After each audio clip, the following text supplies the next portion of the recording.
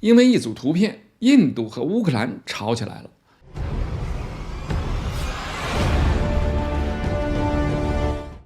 各位网友，大家好，欢迎来到星斗观天下。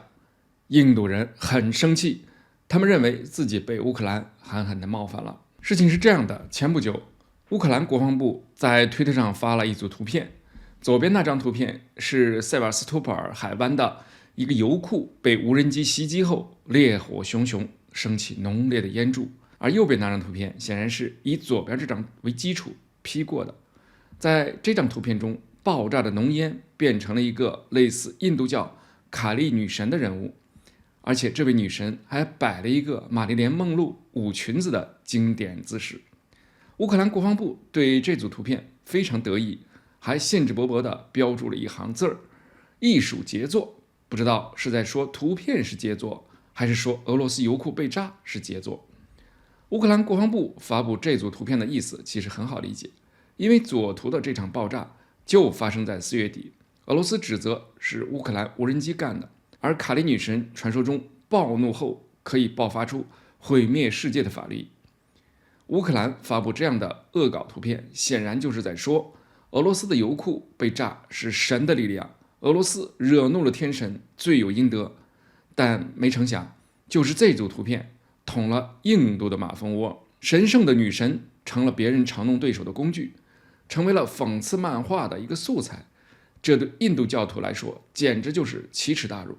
于是各大有影响力的印度媒体纷纷谴责乌克兰，称这是对印度教的不尊重，伤害了印度人的感情。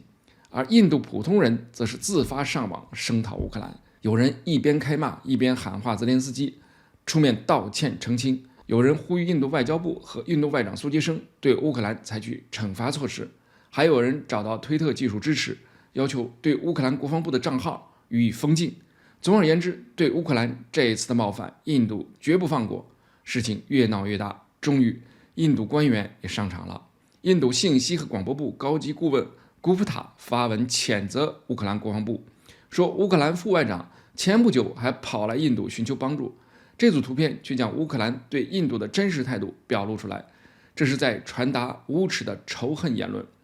印度网友实在是太生猛，最终乌克兰不得不认怂，将那组图片悄悄删除。其实这也怪不得印度人的激动表现，因为这已经不是他们近期第一次遭到这样的冒犯了。之前德国一家杂志曾经刊登一幅关于印度人口超过中国的漫画，这幅漫画上画了2辆不同的列车，一列车身印有中国的国旗，是一个子弹头高速列车，另一列则是里里外外甚至车顶挤满人，车外挂满人的普通列车，而且在这列火车的车头，印度国旗肆意飘扬。这幅漫画意味深长，但是印度人感觉被冒犯了，认为这是对印度的偏见和种族歧视。于是印度网民、媒体、政客群起而攻之，这家德国杂志社不得不举起白旗删图道歉了事。我知道看完这2件事后，很多朋友会会心的一笑，印度人太敏感了。这个评价应当没错，因为一幅漫画跟德国吵起来，因为一组图片又跟乌克兰吵起来，尤其是人家的本意并非如此，在很多人眼里可能多多少少有点上纲上线。但我要说的是，敏感不一定是坏事儿。西方有些人总是喜欢拿别国的宗教信仰、生活习俗、民族文化等等比较敏感的点当作消遣和讽刺的对象，他们在对自己国家内部的时候又是另外一套，处处讲求政治正确，禁忌话题绝不触碰。